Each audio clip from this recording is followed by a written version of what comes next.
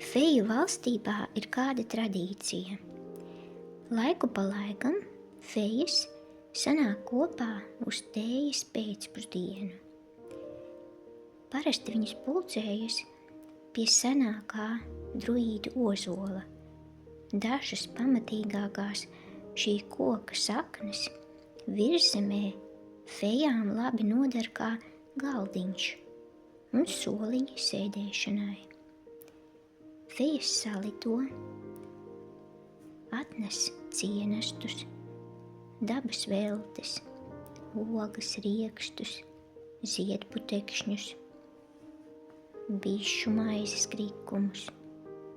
Ja palaimējas, var atnest arī cukura graudiņu no cilvēku pasaules. Un tēja. Vismīļākā viņām ir melliņu tēja. Kad fejas sanākušas, cienesti sanesti un tēja gatava. Viņas sasēstas un sāk stāstīt. Viņas stāsta viena otrai stāstus, ko redz savos sapņos. Kādas pasaules, šo pasauļu būtnes, šo pasauļu pilsētas, dārzus, lietas, notikumus.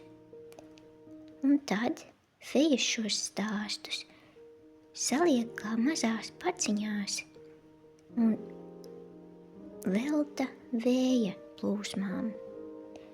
Vējš šīs mazās paciņas aiznes uz cilvēku pasauli. Un cilvēku pasaulē vējš tās izkaisa brīvi un dzīvespriecīgi. Un cilvēki tās saņem kā idejas, kaut ko skaistu uzzīmēt, iedziedāt, uzcept, iestādīt vai uztaisīt. Tad zini, nākamreiz, kad tev radīsies kāda ideja, kad tajā brīdī feju pasaulē fejas dzer melliņu tēju.